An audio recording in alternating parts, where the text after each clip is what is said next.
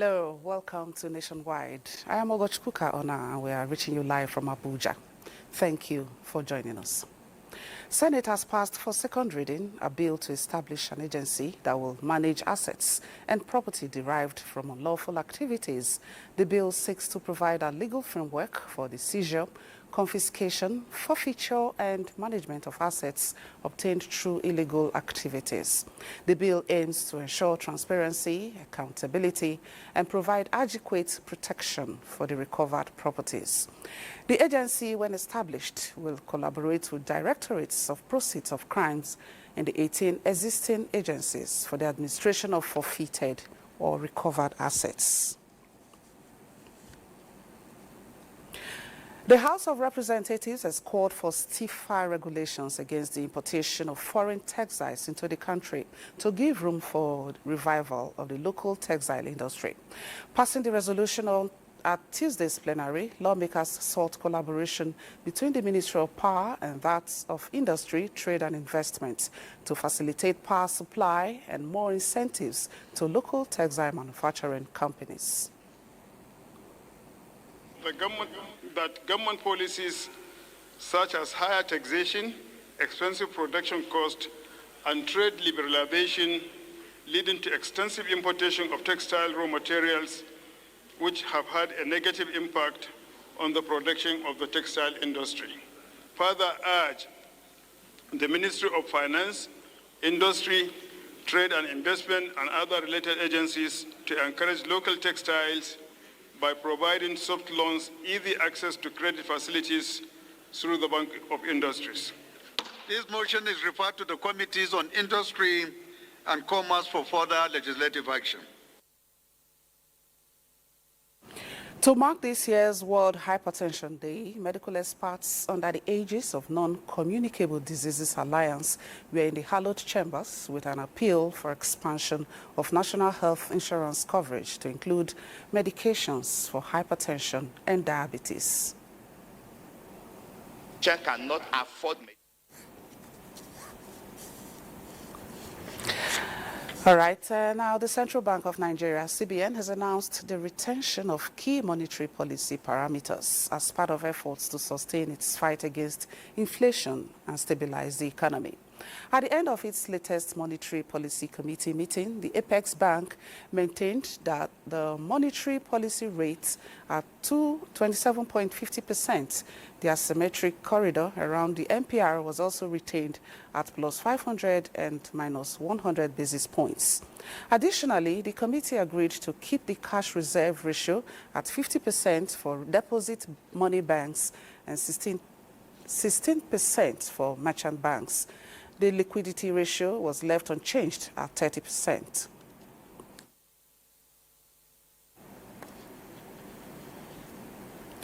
According to the CBN, the decision to hold all rates steady is aimed at consolidating the gains of previous tightening measures while carefully monitoring economic indicators for future policy direction. Now, as Nigeria embarks on a new chapter in its tax reform system, government's commitment to transparency, fairness, and tax utilization for development is yielding significant benefits for the nation's economy and citizens. This is the assurance from the Minister of State for Finance, Doris Uzoka Aniete, at the 2025 Chartered Institute of Taxation of Nigeria 27th Conference in Abuja. Hawa Gimba reports. President Bola Ahmed Tinubu, Minister of State for Finance, Dr. Doris Uzoka Aniete, reiterated the administration's commitment to comprehensive tax reforms. The initiative aims to establish a robust, transparent, and equitable tax system that fosters entrepreneurship, alleviates poverty, and propels national development. As you know, when citizens pay tax and achieve their civic responsibility, government has revenue to build roads, provide infrastructure, build schools, pay for services, social infrastructure that keeps the economy going. Taiwo Oyedele, chairman of the Presidential Committee on Fiscal Policy and Tax Reforms, emphasized that the committee's establishment and the enactment of the economic stabilization bills into law are pivotal steps towards streamlining the tax system and expanding the tax base. We are reforming the personal income tax system, and this would include exemption for low-income earners. It will include the ability to formalize informal sector. It will include removing reliefs and allowances. And many people do not understand this. Tax professionals say a well-designed tax system is crucial for financing government operations. The outcome of the reform is what we are going to be experiencing thereafter, which is for better Nigeria. Once Nigeria is good, everybody will be good. And so we appreciate what President Bola Ahmed Tinubu has done. The conference served as a platform for tax experts, policy makers, and stakeholders from across Nigeria's 36 states, including the FCT, to deliberate on tax impacts on the economy. Hawagimba, NTA News. Mixed reactions have continued to trail the recent federal government's ban on the importation of goods that are locally produced in Nigeria. Grace Chukuma reports that the policy, tagged Nigeria First policy, aims to reduce the country's reliance on imported goods by prioritizing locally produced goods and promoting local industries. The policy tagged the renewed hope Nigeria's First policy, which aims to strengthen the domestic economy, promote local content and reduce the country's dependence on foreign goods, no doubt, portends a transformative shift in Nigeria's economic approach that seeks to foster a new and bold business culture that is entirely Nigerian. Nigeria should embark on being self-productive, producing their own goods, to be able to elevate their own revenue. However, many are still skeptical about the outcome of the ban, given that Nigeria is largely a consuming economy that depends majorly on foreign products. The government deciding to to stop importation of those items, those commodities, those goods that can be produced in Nigeria, that can be obtained in Nigeria locally here, the policy is a welcome idea. But government should go a bit further to ensure that the ones being produced in Nigeria are at a cheaper rate and of quality. It is hoped that this policy, if well implemented, will strengthen the production capacity of Nigeria. In Enugu, Grace Chukuma, NTA News. Thank you, Grace. Let's now join Comfort Ayim, who is standing by to tell us more about the Nigeria First policy. Hello, Comfort. Can you put this in proper perspective? All right, good afternoon, Ogochukwu. With the announcement of the ban on locally produced goods in the country, people in the southeast, especially Aba and Onitsha traders, are happy with that policy, but with mixed reactions. Some are saying it is really a complex issue with a lot of angles to consider, highlighting the significant economic, political, social and ethical implications, supporting local businesses to boost the economy and create jobs, which may also lead to high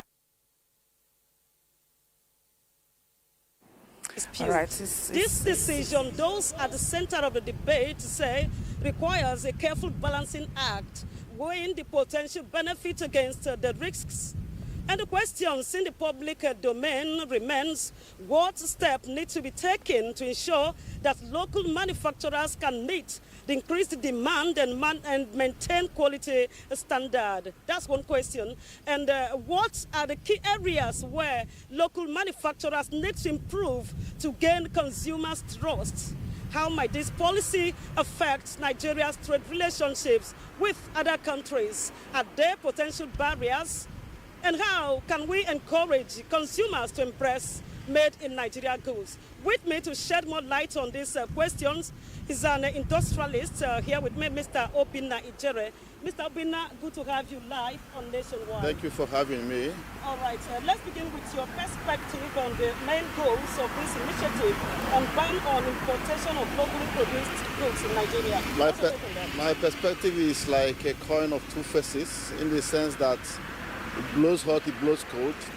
It is a very wonderful policy, because it is actually going to encourage local production and then stabilize the local economy. But it as well puts a whole lot of weight on the government because they need to improve on the infrastructures. Those are prerequisites that can as well help to grow the local production.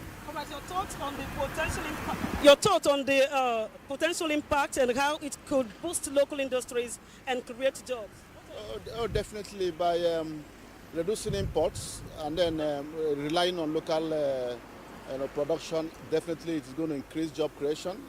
It's going to increase the GDP of the nation, and as well as conserve our foreign exchange, boosting the local economy as well. All right, thank you very much. That's all time can permit us. Let's now join Chika Okorie live in our studios for the continuation of Nationwide. Good afternoon. Thank you, Comfort. And moving on, the federal government says it is committed to providing accessible interest-free loan for higher education, as well as fosters a knowledge-driven economy through technology and innovation. The Managing Director, Nigerian Education Loan Fund, New Fund, Akitunde Sawyer, made this known during a strategic engagement and sensitization on the Nigerian Education Loan Fund. Chika Ugu is our guide. The Nigeria Education Loan Fund sensitization campaign in Enugu State is aimed at driving awareness and increasing students' participation in the federal government's interest-free students' loan. The Managing Director, Nel Fund, who expressed regret that Enugu State currently ranks 33rd out of the 36 states in the student loan application, said the loan would provide financial support to qualified Nigerian students in approved tertiary academic and vocational skills acquisition institutions. He further explained that the process of assessing the loan is fully automated. Our sincere apologies there for the poor audio quality in that report. We'll now take a break. The news continues shortly.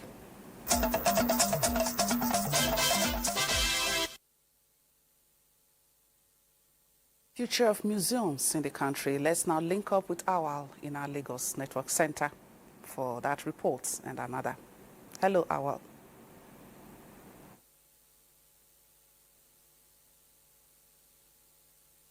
Chukwuka. Nigeria is strengthening collaboration with the United Nations Office on Counter-Terrorism and other security agencies in the Gulf of Guinea to tackle piracy, oil theft and other threats within the maritime domain.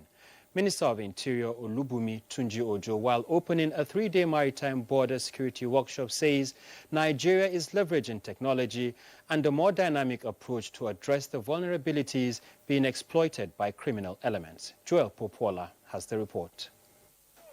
Security threats bedeviling countries along the Gulf of Guinea have assumed a worrisome dimension, taking its toll on the maritime industry globally. This 3-day workshop with the theme, Maritime Security in the Context of Counter-Terrorism in the Gulf of Guinea, is to exchange ideas on how to navigate the thorny terrain and clear the coast.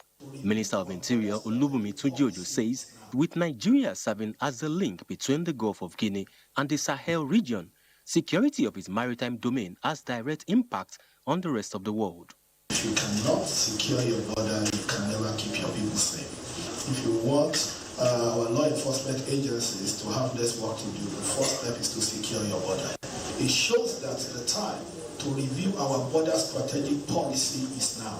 Other speakers, including the Controller General of Nigeria Immigration Service and representatives of the international community, were emphatic that the 3-day workshop will change the hostile tide in the Gulf of Guinea.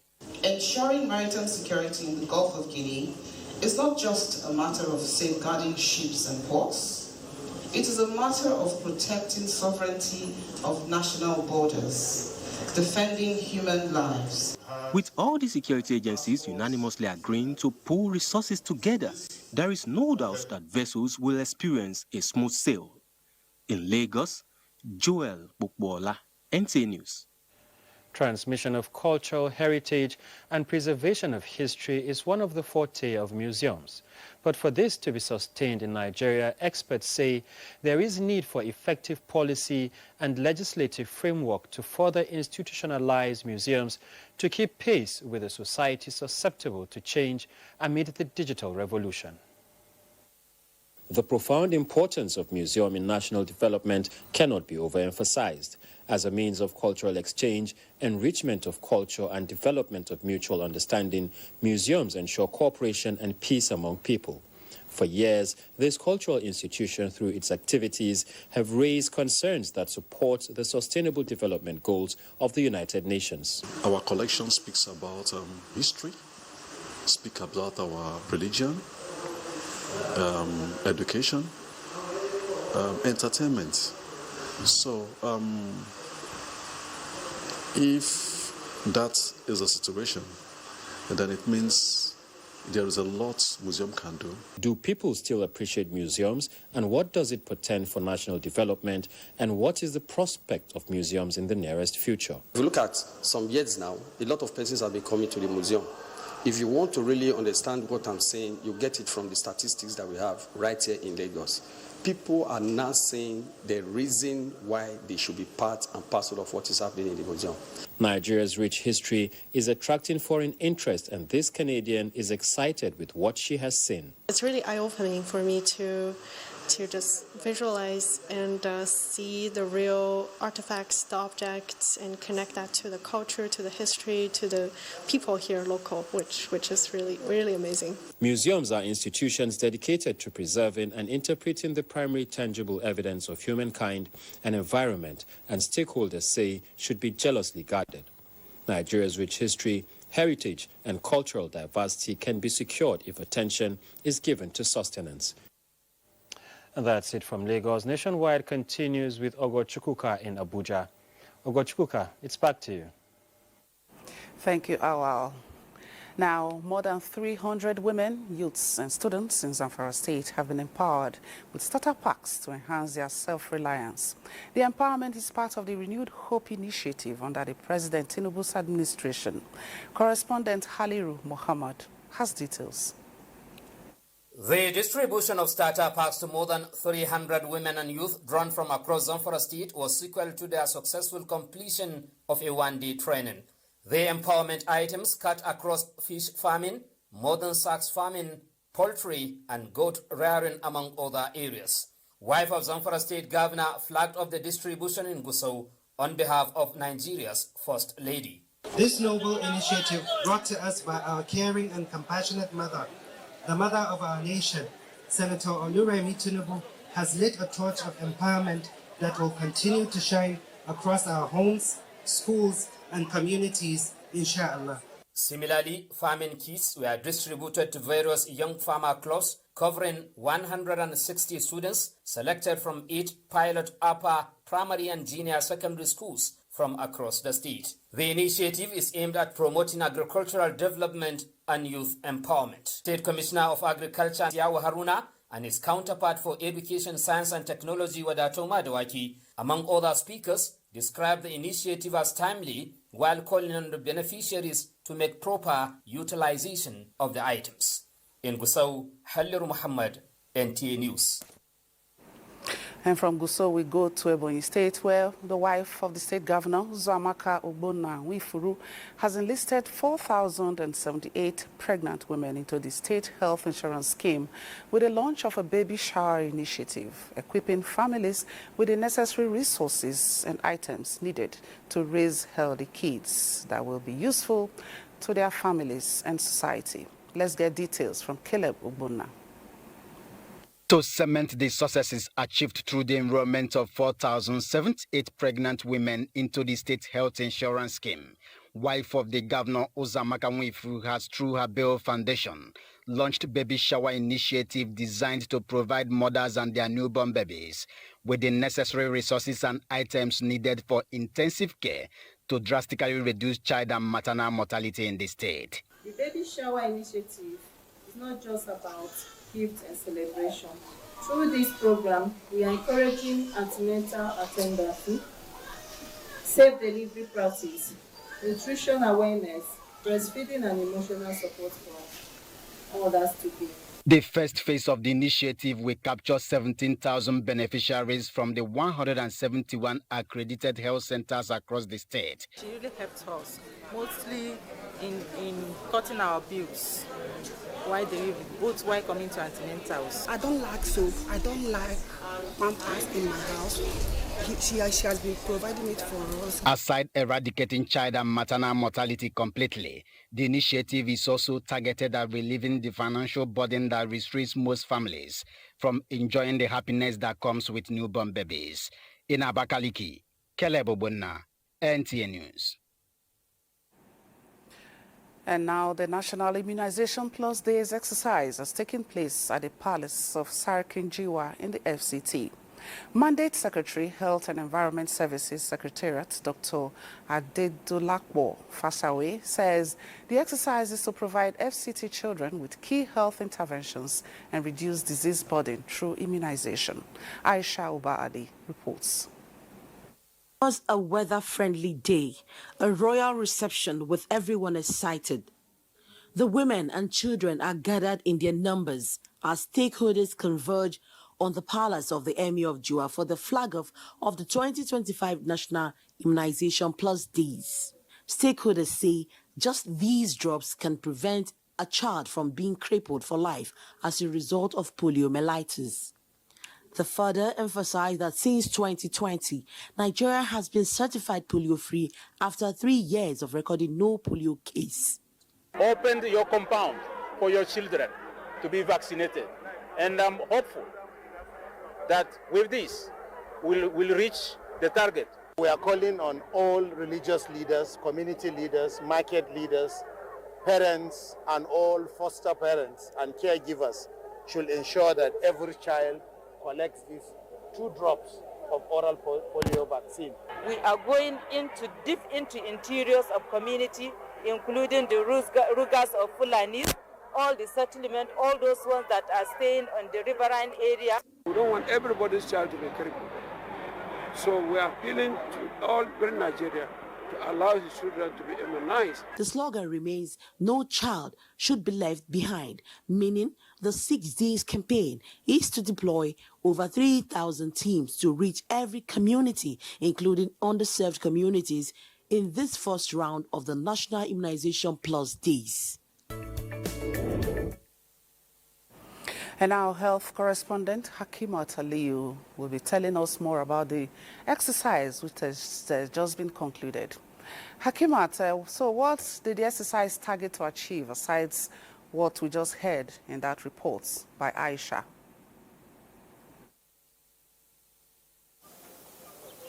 Thank you, Ugo Chukwu. Well, the FCT has successfully concluded the first round of the 2025 National Immunization Plus Days, which is aimed at immunizing children under the age of 5 against polio and other vaccine-preventable diseases. And like you said, beyond what was said in that report, the exercise was designed to achieve broader public health goals, such as strengthening of surveillance, increased awareness on routine immunization, as reaching the hard-to-reach communities. It was also an engaging one which had engagement between stakeholders, the caregivers, and parents, which encouraged them to follow up on these subsequent immunizations.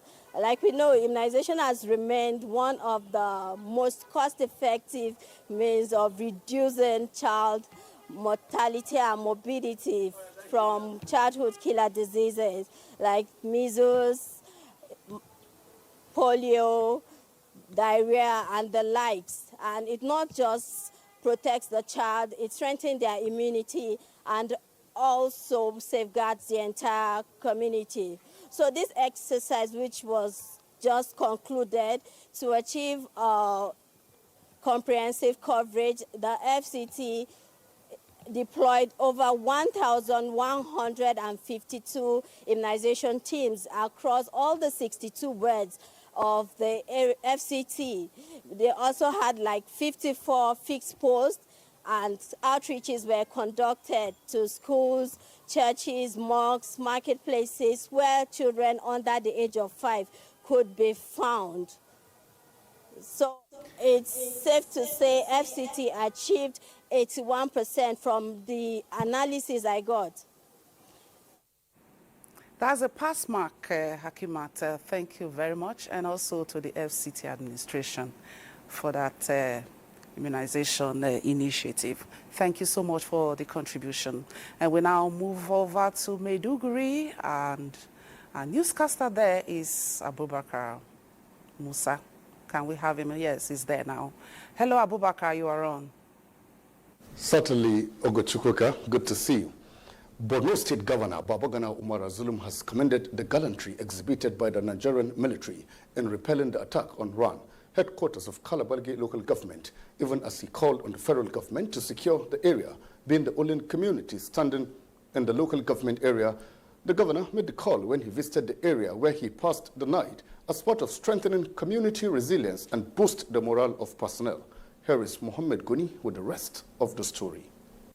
Situated 35 kilometers away from Gamboronga local government, Ran headquarters of Kalabalgi is a community in Borno Central Senatorial Zone that faces myriads of challenges ranging from insecurity, perennial flooding, which cuts the community from other parts of the state, and elephant invasion.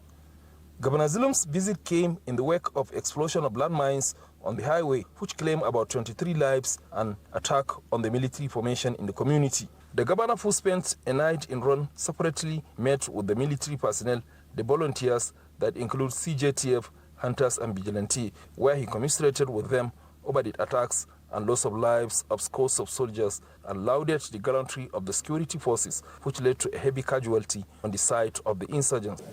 I'm appealing to the federal government, I'm appealing to the Nigerian army that we should do everything possible to maintain this particular local government headquarters. I've said it all, that government of Borno State and the people of Borno State appreciate what they are doing, because they have defeated the insurgents that came a few days ago. But nonetheless, I'm also appealing to them that we shall do everything possible to keep this town on ground. Professor Zulum, who announced donation of 10 security vehicles to the military, also announced increase in the number of volunteers in Run to complement efforts of the military, and also have on the need to strengthen resilience and enhance synergy among them. The governor also supervised distribution of food items to about 10,000 households who lost their farm produce to flooding and elephant invasion, with each male and female heads of households receiving 225 kg bags of sorghum, with a pledge of financial support to them and a fabric for the female residents at a later time. The governor assured the residents that government will soon initiate modern irrigation farming in the area to enhance food sufficiency. In Ron headquarters of Kalabalgi, Mohammed Goni, NTA News. Away from Borno State Governor's visit to Maritime now, in a significant milestone, over 1,000 internally displaced persons, IDPs, have been resettled back to their ancestral homes in Dikwa local government. The resettlement is part of the state government's efforts to close all IDPs camps and rehabilitate displaced communities. Murjanatu Hassan has more on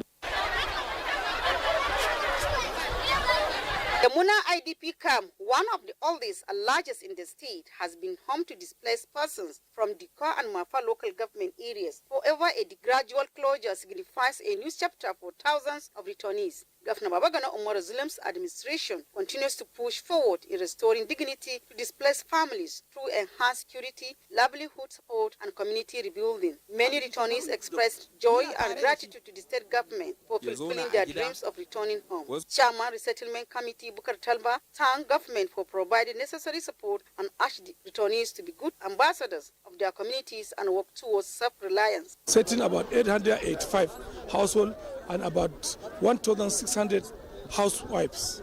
Today we are taking Dikwa to Kobe. Director General Sema Ali Abdullahi Isa enjoined the returnees to remain disciplined and avoid social vices and fully cooperate with security agencies to maintain peace in their communities. Government have provided adequate security and surveillance in the location that we are taking them. Each head of household received 50,000 naira, while an additional 25,000 was dispersed to women for immediate support, along with other relief packages.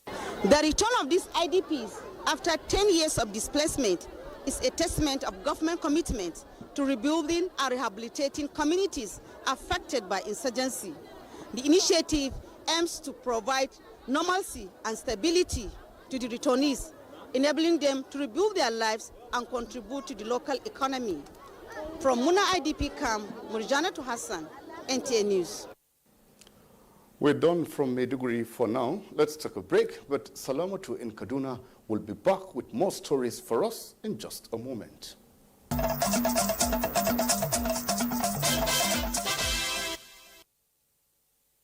Watching nationwide, thanks for staying tuned and you're welcome to Kaduna. The people of southern Kaduna have declared their support for President Bola Ahmed Tinubu ahead of the 2027 general elections. At the APC stakeholders' engagement in the zone, the Deputy Governor of Kaduna State, Hadiza Balarabe, says the endorsement is an appreciation of President Tinubu's developmental initiatives in the zone, which includes the establishment of a federal university as well as the upgrade of their health facility at Kafanchan to a general hospital status. Muhammad Marajingi reports. The people of southern Kaduna from Sanga local government area converge here in unity to express their appreciation for the leadership style of President Bola Ahmed Tinubu, which they said is visibly felt across the zone, like the establishment of the University of Applied Sciences Kechia to empower their sons and daughters. They promise to unanimously vote for the President and Governor Obasani again. The APC stakeholders meeting will continue at ward levels to further enlighten the people on the achievements recorded under the administration of President Bola Ahmed Tinubu. In Kaduna, I am Muhammad Marajingi, NTA News. Minister of State for Works, Bello Muhammad Goronyo, has urged Nigerians to support the renewed hope agenda by safeguarding public assets from destruction. He stated this during an engagement with members of Jaji community along Kaduna-Zaria-Kanu Expressway, where a bridge was damaged by scavenging vandals. Suraj Abdullahi tells us more. This is the bridge which was damaged as a result of the vandals' activities some months ago. Repairs have been completed and will be opened soon.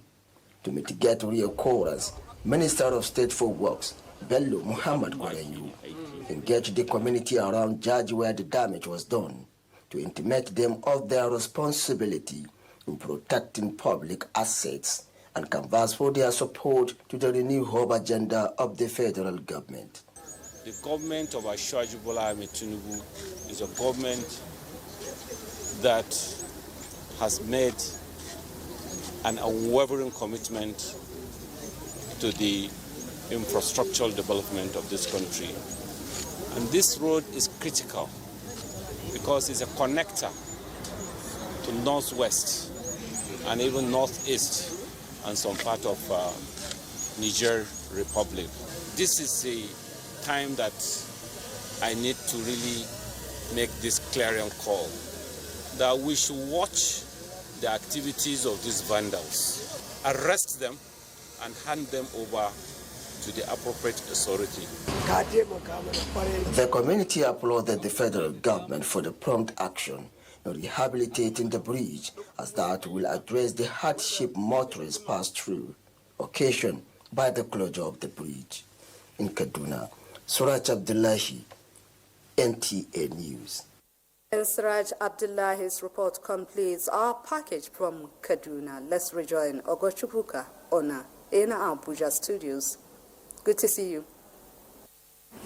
Good to see you too, Salamatu. It's always good to see you. Thank you. Now, back here, despite Nigeria's digital advancement, with some women making significant contributions to this milestone, gender gaps still persist in smartphone ownership. Chimdinma Ndubuisi reports that at the last count, 68% of Nigerian women are said to be losing out on economic opportunities that access to smartphones provide. However, the present administration, through the Ministry of Communications, Innovation and Digital Economy, is showing commitment in bridging this gap. At the recent World Telecommunication and Information Society Day celebration, the minister, through the director, National Frequency Management Council, presented initiatives being implemented to address the divide. And save online spaces for women, access to funding with government partnerships to provide financial support for women-led tech startups. The minister urged the private sector and other stakeholders to champion inclusivity in the digital landscape. The federal government has emphasized the need for urgent implementation of the single African air transport markets to reduce the high cost of air travels and increase connectivity across African countries. The Minister of Aviation and Aerospace Development, Festus Keyamo, made the call during the opening ceremony of the three-day 18th plenary session of the Banjul Accord Group, which is currently ongoing in Abuja. Aliyu Kabiru reports. Declaring open the three-day meeting, the Minister of Aviation and Aerospace Development, Festus Keyamo, highlighted the benefits of implementing the Single African Air Transport Market SATAM. These benefits include increased air connectivity, ultimately user satisfaction, and minimum prices. The Minister stated that SATAM embodies the African Union's Agenda 2063 vision, aiming to unlock Africa's vast potential for seamless air connectivity. The time has come for us to institutionalize BAG to transform it into a permanent and fully structured entity capable of sustaining and expanding its impact. The Nigeria Civil Aviation Authority, NCAA, hosted the plenary, which brought together representatives from the 7 member countries of the Banjul Accord Group BAG. The countries include Nigeria, Ghana, Liberia, Guinea-Conakry, Gambia, Cape Verde, and Sierra Leone. The BAG continues to serve as a beacon of sub-regional cooperation, and it's inspiring to witness the progress that we've made together in ensuring a safe, secure, efficient, and environmentally responsible air transport sector. BAG has come a long way since its inception. When the founding fathers met in Banjul nearly 3 decades ago, they pioneered a course that has significantly contributed to the advancement of civil aviation. By implementing SATAM, the continent can tap into its immense possibilities, fostering greater air travel efficiency and cooperation. In Abuja, Aliyu Kabir, NTA News. And now, adoption of a proper early warning system to assist member states in coping with adverse effects of climate change is being worked out at the regional level. At the 14th meeting of the Committee of Directors of Hydrological and Meteorology Services in Abuja, Nigeria pledged to lead the regional efforts. Kevin Ewonwaye has details. ECOWAS data shows that between 2021 and 2024, there was 47% increase in flooding across the sub-region, affecting 5 million people with $1.2 billion lost in food production. Hence, the need for accurate meteorological data services to aid adaptation and mitigation in member states has become imperative. This meeting of directors of hydrological and meteorological agencies of member states is therefore to review earlier work and state of implementation of the technical committee. NIMET's contributions to the development and practice of meteorology in ECOWAS sub-region cover a wide range of areas, from the provision of technical support to Liberia, Sierra Leone, and the Gambia, to hosting regional training and capacity building programs at the World Meteorological Organization WMO Regional Training Center, ROTC, in Lagos.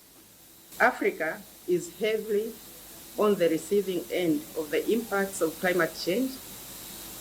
The Africa State of the Climate Report for 2023 and 2024 have revealed the growing trend, frequency, and intensity of extreme events such as heat waves, floods, drought on our continent, and of course, West Africa.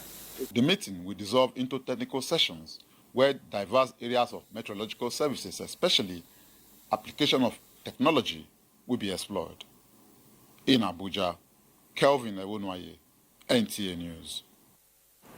And for some political reports from this end, the Social Democratic Party, SDP, has refuted allegations that the party has appointed Senator Ugochukwu Uba as Deputy National Chairman, South, Dr. Sadiq Umar Abubakar as Deputy National Chairman, North, and Mr. Hussaini Ado Bello as the National Financial Secretary into the NWC. The leadership of the party at a press briefing in Abuja urges Nigerians to disregard the information which was allegedly reported to have emanated from the office of the National Publicity Secretary of the party, Rufus Ayengba, describing it as false and unfounded. We wish to categorically state that no such appointments have been made, and the press release in circulation is false, unauthorized, and does not reflect the decisions or proceedings of the SDP National Working Committee. For the avoidance of doubt, the SDP National Working Committee has not convened any constitutional session or meeting to fill the vacant positions within the committee as reported. The National Executive remains committed to due process, internal democracy, and inclusive participation of stakeholders from all geopolitical zones in any future restructuring. SDP is focused, united, and determined to rescue Nigeria through purposeful leadership and grassroots empowerment. For whatever reason that happened, I'm sure we will get to the root of it. The SDP is a party based on discipline, integrity. The Secretary to the Government of the Federation, George Akume, has approved the promotion of 18 senior officers of the Federal Road Safety Corps to the rank of Assistant Corps Marshal. This is said to be another critical move towards enhancing the management capacity of the Corps, aside bolstering the Corps' leadership and operational effectiveness in promoting road safety and reducing crashes on Nigerian roads. Out of the 18 promoted officers, 3 are to proceed on retirement with effect from 19th May 2025.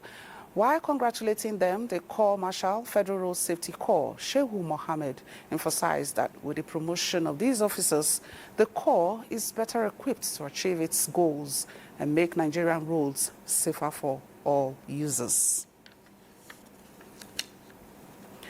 The Nigerian Immigration Service, Sokoto State Command, has apprehended 59 irregular migrants in various locations in the state capital. Dalhatu Abdullahi reports. The successful raid was conducted by the personnel of the command in Badon Hanya, Badon Mangoro, and Rugaruaru areas in Sokoto metropolis. Of the 59 arrested, 53 are males and 6 females from different African countries that include Burkina Faso, Togo, Mali, Senegal, and Cote d'Ivoire.